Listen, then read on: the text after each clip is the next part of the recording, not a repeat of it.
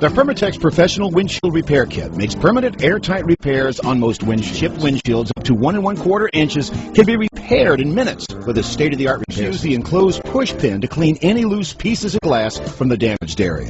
Next, use the alcohol towelette to clean around the damaged area, both inside and out. It's suggested you place a cloth near the bottom of the windshield to catch any resin that may flow down from the repair area. Peel the backing from one side of the adhesive disc.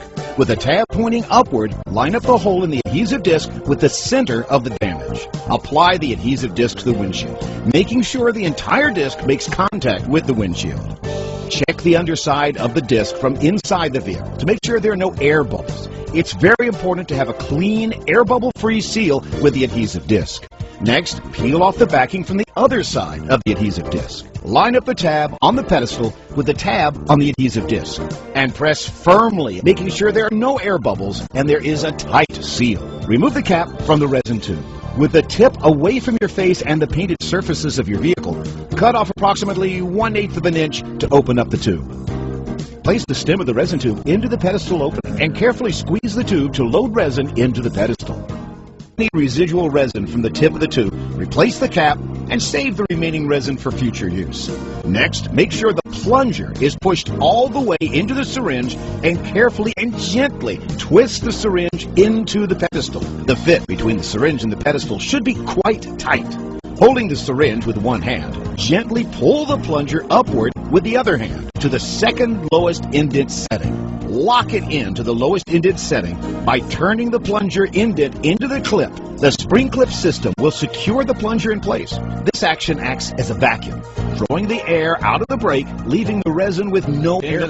Temporarily remove the syringe from the pedestal, making sure the plunger remains in the lowermost indent setting. This allows air into the syringe. Keeping the plunger in the lowest indent setting, carefully replace the syringe by twisting the syringe back into the plunger as before. Holding the syringe with one hand, with the other hand, twist the plunger out of its lowermost indent setting and gently push the plunger down into the uppermost indent setting. Twist the plunger, locking it into place, and allow the entire assembly to sit as is for at least 20 minutes. This action forces the resin into the damaged area. After 20 minutes, remove the syringe from the pedestal. Carefully use the safety razor to loosen the outer edges. Then slowly remove the pedestal and adhesive disc from the glass. Wipe off any residual resin from the glass.